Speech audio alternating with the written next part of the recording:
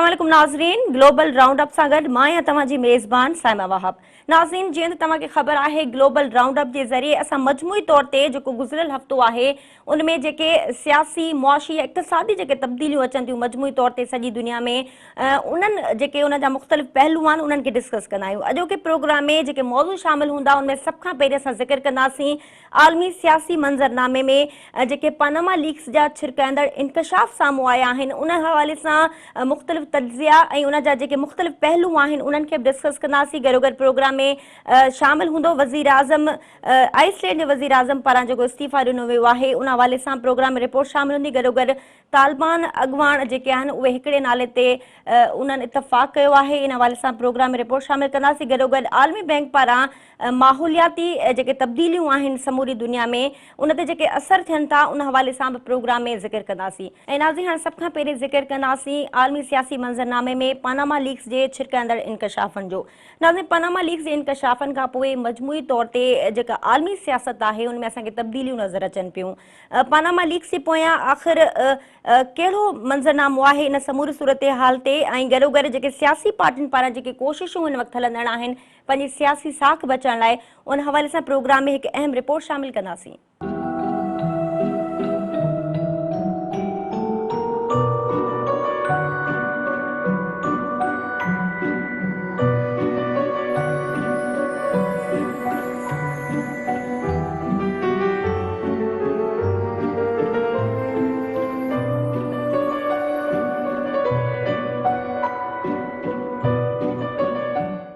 आलमी सियासी मंज़रनामे में छिरकाईंदड़ तब्दीलियुनि जो सिलसिलो जारी आहे। पनामा लीक्स जे इंकशाफनि सां आलमी सियासी सूरतहाल में ॼण ज़िलज़िलो अची वियो हुजे। पनामा लीक्स जे इंकशाफनि खां पोइ मुख़्तलिफ़ मुल्कनि जूं सियासी पार्टियूं पंहिंजी साख बचाइण लाइ कोशिशूं करे रहियूं आहिनि। गॾोगॾु आलमी सियासत में काफ़ी तब्दीलियूं पिणु नज़र अची रहियूं आहिनि।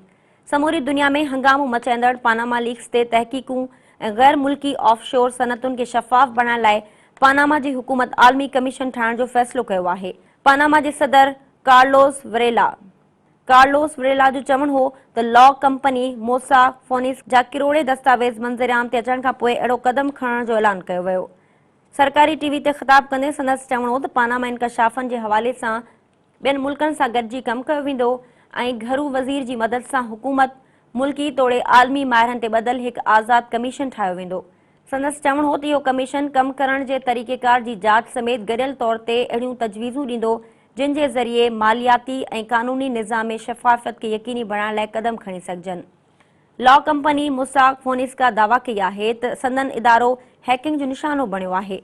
कंपनी जे शरीक सरबराह रामून फोनिस्का जो चवणु हो त ॼाण मंज़रिआम ते अचण में अंदरूनी साज़िश न आहे, जॾहिं त ॿाहिरनि मुल्कनि जे सर्वर्स ज़रिए हैकिंग कई वई, जंहिंजे नतीजे में पनामा जे अटॉर्नी जनरल जी ऑफिस में शिकायती दरख़्वास्त दाख़िल कई वई।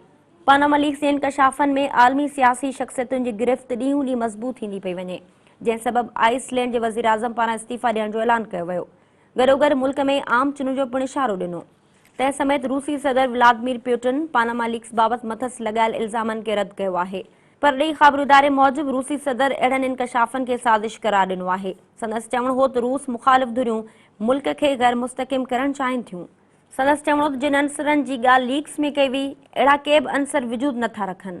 ॿिए पासे बरतानवी वज़ीर आज़म डेविड कैमरॉन जो चवणो 2010 में 10 डाउनिंग स्ट्रीट में दाख़िल थियण खां अॻु समूरी मिल्कियत खपाए छॾी हुई ऐं शेयर्स मां हासिल थींदड़ 30,000 बरतानवी पाउंड जी रक़म ते लाॻू थियल समूरो टैक्स अदा कयो हो।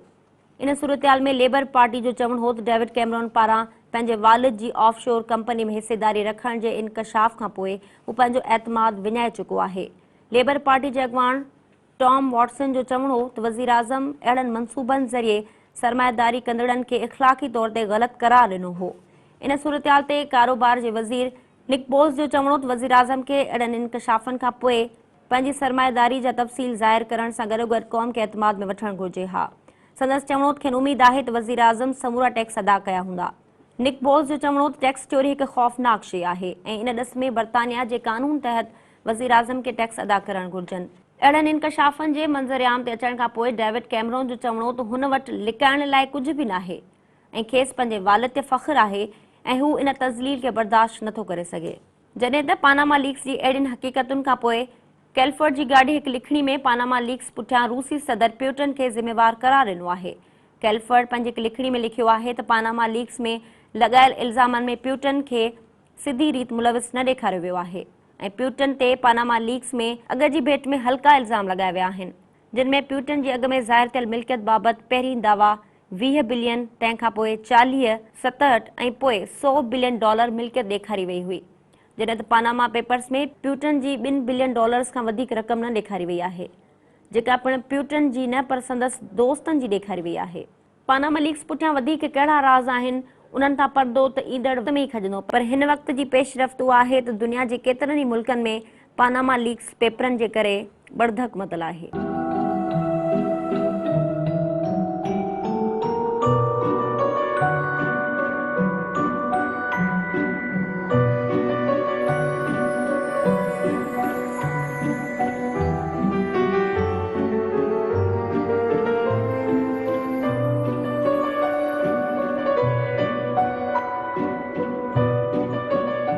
नाज़रीन, पानामा लीक्स जे हवाले से रिपोर्ट तव्हां ॾिठी। मजमूई तौर ते पानामा लीक्स जे इंकशाफनि खां पोइ जेको थरथलो मचल आहे आलमी सियासत में, उन हवाले सां ईंदड़ कुझु ॾींहनि में जेके आहिनि अहम राज़ फाश थियण जो इम्कान आहे। गॾोगॾु मजमूई तौर ते पूरी आलमी दुनिया में जेका हिन वक़्तु सूरत हाल आहे, उन इंकशाफनि जे हवाले सां जेको उनजो माज़ी में उनजो पस मंज़र रहियो आहे या उनजे पोयां जेका साज़िश आहे उनखे वाइखो करण लाइ आलमी कोशिशूं जेके आहिनि हिन वक़्तु जारी आहिनि।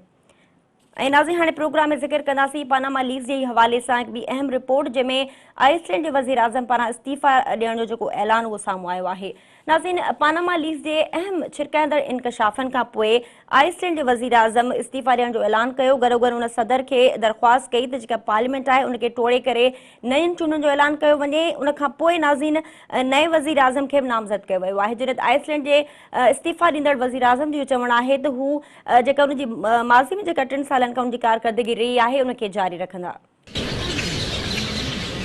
पानामा जे इंकशाफनि जे नतीजे में लॻंदड़ इल्ज़ामनि खां पोइ आइसलैंड जे वज़ीर आज़म पंहिंजे उहिदे तां इस्तीफ़ा ॾियण जो ऐलान कयो। सिगमन दो दाऊद गोनलोस पानामा लीक्स जो शिकार थींदड़ पहिरियों आलमी अॻवान आहे। पानामा दस्तावेज़नि में इंकशाफ कयो वियो त आइसलैंड जे वज़ीर आज़म सिगमन जी घरवारी हिकु अहिड़ी गैर मुल्की कंपनी जी मालिक आहे जंहिंजी मिल्कियत में आइसलैंड जी कुझु बैंकुनि जा केतिरा ई असासा शामिल आहिनि। पानामा मोसाक फोनिस्का जे दस्तावेज़नि में इहो इंकशाफ कयो वियो आहे त गैनलाउगेसन ऐं संदसि घरवारी हिकु ऑफशोर कंपनी जा मालिक हुआ ऐं जॾहिं हू पार्लियामेंट जो मेंबर चूंडियो हो उन वक़्तु हुन कंपनी बाबति तफ़सील फ़राहम न कया। संदसि चवणो त हुन पंहिंजा शेयर्स पंहिंजी घरवारी खे ॾेई छॾिया हुआ ऐं हू कंहिं ग़लति कम में मुलविस न आहे, पर उन ते ख़ानदानी असासनि जा लखें डॉलर्स खुफ़िया रखण जा इल्ज़ाम आहिनि। गैनलाउगेसन उन दर्जने नामवर शख़्सियतुनि मां हिकु आहे जे पहिरियों भेरो शाया थींदड़ लिस्ट में 1 करोड़ 15 लख मालियाती ऐं क़ानूनी रिकॉर्ड्स मंज़रियाम ते आया हुआ। अहिड़े इंकशाफनि खां पोइ वज़ीर आज़म खां इस्तीफ़ा जो मुतालबो साम्हूं आयो ऐं संदसि ख़िलाफ़ मुल्क में एहतजाजी मुज़ाहिरा थिया। आइसलैंड जी पार्लियामेंट में मुख़ालिफ़ रिजगवान अहिड़नि इल्ज़ामनि खां पोइ वज़ीर आज़म जे ख़िलाफ़ पार्लियामेंट में अदम एतमाद जी तहरीक हलाइण जी धमकी ॾिनी हुई, जंहिंखां बचण लाइ वज़ीर आज़म इस्तीफ़ा ॾियण खां अॻु सदर खां पार्लियामेंट तोड़ण जी सिफ़ारिश कई। पार्लियामेंट जे टुटण जी सिफ़ारिश ऐं वज़ीर आज़म जे इस्तीफ़ा ॾियण जे ऐलान खां पोइ बज़ाहिर आइसलैंड में नयुनि चूंडनि लाइ माहौल तयारु थींदे नज़र अची रहियो आहे। वज़ीर आज़म जी जमायत प्रोग्रेसिव पार्टी जे नायब सरबराह सरगर्दो एनजी जोहानसन जो चवणु हो त हू पंहिंजी पार्टी पारां वज़ीर आज़म जो उम्मीदवार थींदो, पर उन खां अॻु इन मामले ते पहिरीं हुकुमरान इतिहाद में शामिल समूरनि पार्टियुनि सां सलाह मशवरो कंदो। आइसलैंड हुकुमरान इतिहाद पारां मुल्क में वक़्त खां अॻु थींदड़ चूंडुनि लाइ एंगी जोहानसन खे बतौर नओं वज़ीर आज़म नामज़द कयो वियो। 53 सालनि जो जोहानसन ज़राअत ऐं माहीगीरी जो वज़ीर ऐं प्रोग्रेसिव पार्टी जो नायब सरबराह आहे। आइसलैंड जे वज़ीर आज़म जी इस्तीफ़ा खां पोइ संदसि चवणो हो त हू सुठी हुकुमरानी जे तौर ते क़यादत जारी रखंदा ऐं हू समूरा सुठा कम कंदा रहंदा जेके हू गुज़िरियल 3 सालनि खां करे रहिया आहिनि ऐं कंदा रहंदा जेसि ताईं उन्हनि कमनि खे अंजाम ताईं नथा पहुचाइनि। मोसाक फोनसिका मां लीक थींदड़ दस्तावेज़नि में इहो मालूम थियो आहे त ग्लाउगेसन ऐं संदसि घरवारी विंटर्स कंपनी 2007 में ख़रीद कई हुई। जॾहिं हू 2009 में पार्लियामेंट जो हिसो थिया त उन्हनि कंपनी में पंहिंजी दिलचस्पी ज़ाहिर न कई हुई ऐं उन्हनि पंहिंजे हिसे जा 50% शेयर्स $1 में पंहिंजी घरवारी इना पालसडेटोर खे 8 महीना अॻु खपाए छॾिया हुआ। नाज़रीन, पानामा लीक्स जे हवाले सां अहम जेके इंकशाफ साम्हूं अचनि पिया उन जो तसलसल जारी रखंदासीं, पर हिते वक़्तु थियो आहे मुख़्तसिर ब्रेक जो। असां सां गॾु रहिजो।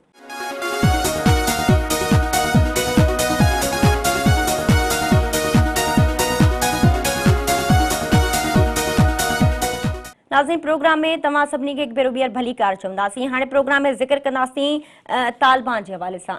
नाज़रीन, तालिबान जे अॻूणे सरबराह मुला मोहम्मद उमर जे मारिजण खां पोइ तालिबान जेके आहिनि उहे धड़ाबंदी जो शिकार थिया। उनखां पोइ जेके ॻाल्हियुनि जो जेको ॻाल्हियुनि जो जेको अमल हलंदड़ हुयो, चइनि मुल्कनि जे तरफ़ां जेके कोशिशूं हलंदड़ हुयूं, उन्हनि में ॼण त हिकिड़ो ठहराउ अची वियो ऐं उन्हनि कोशिशुनि जे नतीजे में का ख़ातिर ख़्वाह असांखे उहो जेको आहे उनजो समर नज़र न आयो। पर हिन वक़्तु नाज़रीन जेका सूरत हाल आहे, तालिबाननि पारां हिकु नाले ते मुतफ़िक़ करण जो जेको ऐलान साम्हूं अचे पियो। 3 मार्च ते जेको तालिबान जी वेबसाइट ते ख़त जारी कयो वियो, उनमें जेके तफ़सील साम्हूं आया आहिनि उन हवाले सां चोथी रिपोर्ट ॾिसूं। अफ़गान सदर अशरफ गनी अफ़गानिस्तान में हलंदड़ जंग बाबति बयान जारी कंदे चयो त 4 रुकनी ॻाल्हियुनि जे अमल में तहरीरी मुआहिदनि जी हद ताईं काफ़ी पेशरफ़्त थी आहे, पर हाणे ॾिसणो इहो आहे त इन मुआहिदनि ते केतिरे क़दुरु अमल थिए थो। संदसि चवणो त हीउ मुल्क इलाक़ाई ऐं आलमी जंग लाइ हिकु प्लेटफॉर्म बणियल आहे ऐं असां हिन महिल जंग जी हालत में आहियूं। अफ़गानिस्तान में अलक़ाइदा ऐं पाण खे दौलत इस्लामिया सलाईंदड़ शिदत पसंद तंज़ीम बाबति ॻाल्हाईंदे अशरफ गनी चयो त अलक़ाइदा कंहिं हद ताईं टुटी चुकी आहे, पर संदसि वजूद अॼु बि क़ाइमु आहे। दौलत इस्लामिया हमेशह ख़बरुनि जी ज़ीनत रही आहे, पर असांखे अलक़ाइदा ते भरपूर तवजह ॾियणी पवंदी, न त असांजी नुक़सान मां जान आजी न थी सघंदी। जिते अफ़गान हुकूमत ग़ैर मुस्तक़िम आहे ऐं तालिबान धड़नि खे ॻाल्हियुनि जी मेज़ ते आणण में नाकाम रही आहे, अहिड़ी सूरत में तालिबान बि धड़ाबंदी जो शिकार बणियल आहिनि। अफ़गान तालिबान जे अॻूणे सरबराह मुला मोहम्मद उमर जे 2 वेझनि माइटनि खे बाग़ी तहरीक में सीनियर उहिदा ॾिना विया आहिनि। तालिबान पारां जारी कयल बयान मूजिबि अॻूणे सरबराह मुला मोहम्मद उमर जे वॾे पुटु मुला याकूब खे 15 सूबनि ते ॿधल तालिबान जी फ़ौजी कमीशन जो सरबराह मुक़ररु कयो वियो। हीअ कमीशन जंग जी वज़ारत जी हैसियत सां पंहिंजा फ़र्ज़ सर अंजाम ॾींदी आहे ऐं तालिबाननि जी 9 कमीशन्स मां सभ खां अहम आहे। मुला मोहम्मद उमर जे भाउ मुला अब्दुल मनान खे तबलीग ऐं रहनुमाई कमीशन जो सरबराह मुक़ररु कयो वियो, जेको भर्तियूं, रहनुमाई, इंतज़ामनि तोड़े गद्दारी जहिड़नि मसइलनि खे मुंहुं ॾियण लाइ ज़िम्मेवारु मुक़ररु कयो वियो आहे। उन जे अलावा 20 अॻवाननि ते ॿधल काउंसिल पिणु क़ाइमु कई हुई, जंहिंखे हिन गिरोह जा समूरा फ़ैसिला करण जो अख़्तियार हासिलु हूंदो। जेतोणीकि मुला अब्दुल मनान वटि फ़ौजी या बाज़ाब्ता सियासी ताक़त नाहे, तंहिं बावजूदि संदसि किरदारु अहम आहे ऐं तालिबान जे नए सुप्रीम लीडर मुला अख्तर मंसूर जी कानूनी हैसियत में इज़ाफ़ो करे थी। जॾहिं 2015 में इहो अहम इंकशाफ़ थियो हो त मुला उमर 2 साल अॻु मरी चुको हो, त मुला याकूब ऐं मुला अब्दुल मनान मुला अख्तर मंसूर जे बतौर नए तालिबान सरबराह जी हैसियत सां मंज़ूरी जी मुखालफ़त कई हुई।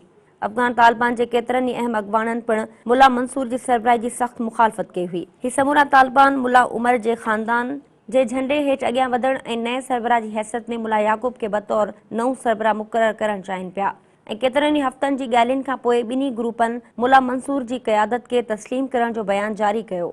मुला मंसूर जी मुक़ररी तालिबान में ताक़तवर अॻवान सम्झो वेंदड़ मुला अब्दुल क़यूम ज़ाकिर पारां नए तालिबान सरबराह जी हिमायत जे ऐलान जे कुझु ॾींहंनि खां पोइ अमल में आई। वाज़ेह आहे त तालिबान गिरोहनि में मुला ज़ाकिर हमेशह ग़ैर जानिबदार रहियो हो।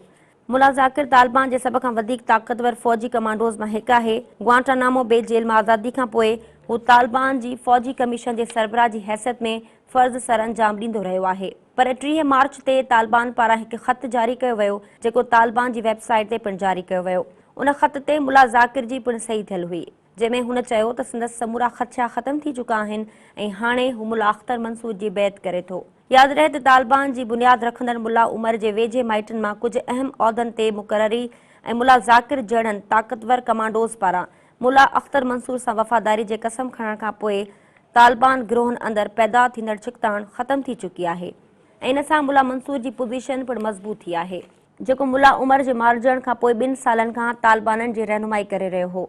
हू तमामु तेज़ी सां तरक़ी कंदड़ मरकज़ी अॻवाननि में शामिल थी चुको आहे, पर उन जो हरगिज़ मतिलबु इहो न आहे त संदसि मुश्किलातूं ख़तमु थी वियूं आहिनि। तंहिं बावजूदि अहम अॻवाननि जी वापसी ऐं गिरोहनि विच में इख़्तिलाफ़ ख़तमु थियण सां अमुन ॻाल्हियुनि ऐं मुस्तक़बिल में कंहिं बि मुआहिदे ते अमल दरामद जे हवाले सां काफ़ी असर पइजी सघनि था। हिन महिल तालिबाननि अफ़गान हुकूमत सां सिधी रीति ॻाल्हियुनि खे रद्द कयो हो। उन्हनि मुल्क मां परॾेही फ़ौज जी नेकाली, फ़हरिस्तुनि मां अॻवाननि जा नाला ख़ारिज करण तोड़े तालिबान क़ैदियुनि जी आज़ादी जहिड़ा मुतालबा कया। तजिया निगारनि मूजिबि अफ़गानिस्तान में 1 साल वधीक जंग ऐं ॻाल्हियूं या घटि में घटि अमुन ॻाल्हियुनि लाइ साज़गार माहौल पैदा थियण जी राह हमवार थींदे नज़र अची रही आहे। नाज़रीन, तालिबान जेके उहे धड़ाबंदी जो शिकार हुआ, उनखां पोइ हिकु नाले ते इतफ़ाक़ थियण खां पोइ हाणे इहा उमेद ज़ाहिर कई पई वञे त ईंदड़ कुझु ॾींहंनि में जेके अमन ॻाल्हियुनि जे हवाले सां कोशिशूं हलंदड़ आहिनि, उनमें का अहम अॻु भराई थींदे नज़र अची सघे थी। ऐं नाज़रीन हाणे प्रोग्राम में ज़िक्र कंदासीं आलमी बैंक पारां जेका माहौलियाती तब्दीलियुनि जे हवाले सां फंड जारी करण जो ऐलान कयो वियो आहे। माहौलियाती तब्दीलियुनि खे मुंहुं ॾियण लाइ आलमी बैंक पारां मंसूबो तयारु कयो वियो आहे। आलमी बैंक तरक़ी पज़ीर मुल्कनि में मौसमियाती असरनि खे जेको आहे मुंहुं ॾियण लाइ घटि तवानाई ख़र्च करण जे ज़रियनि ऐं माहौल दोस्त मंसूबनि लाइ इमदाद ॾियण जो ऐलान कयो आहे।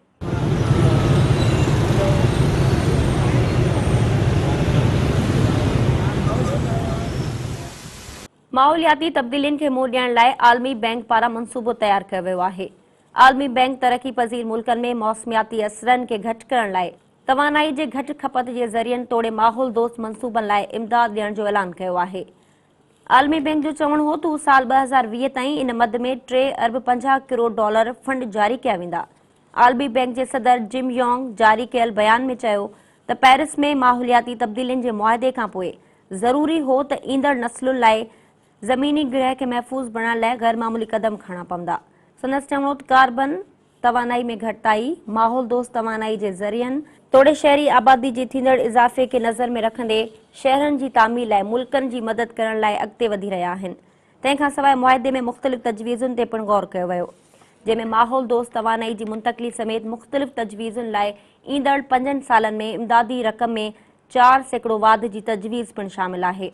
गॾोगॾु हिकु बयान मूजिबि आलमी बैंक पंहिंजी सीड़पकारी खां सवाइ ईंदड़ 5 सालनि दौरान साफ़ तवानाई ऐं तिजारती सरमाएदारी लाइ $25 अरब फ़राहम करण जो पिणु इरादो रखे थी।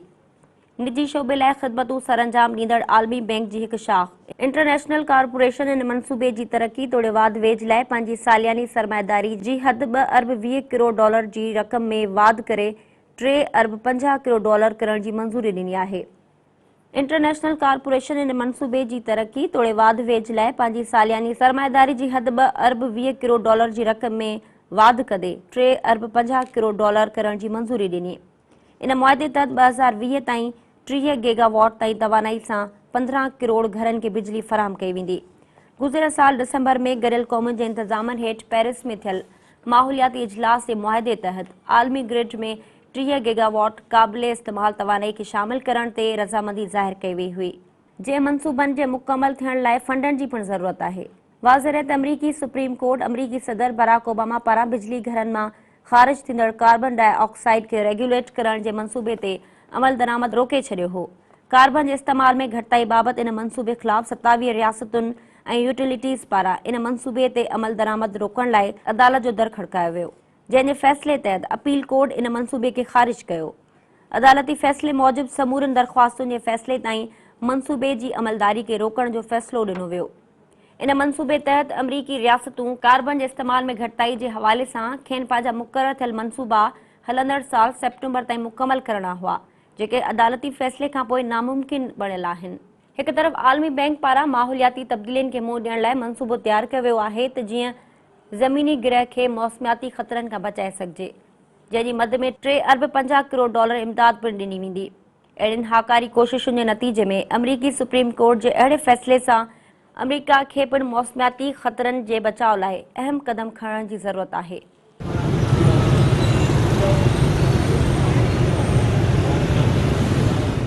नाज़रीन, माहौलियाती तब्दीलियुनि जे हवाले सां जेका पेरिस में कॉन्फ्रेंस थी हुई, उन हवाले सां जेको मुआहिदो उते अमल में आयो, उन हवाले सां जेके बि धुरियूं इन मुआहिदे में शामिल आहिनि, उन्हनि खे माहौलियाती तब्दीलियुनि जे हवाले सां अहम क़दम खणण जी ज़रूरत आहे। ऐं नाज़रीन, प्रोग्राम में शामिल रिपोर्ट्स अवां ॾिठियूं। इन ते प्रोग्राम जो वक़्तु पंहिंजी पुॼाणी ते पहुचे थो। ईंदड़ हफ़्ते कुझु नवनि मौज़ुनि सां गॾु हाज़िर थींदासीं। तेसिताईं इजाज़त ॾींदा। अल्लाह हाफ़िज़।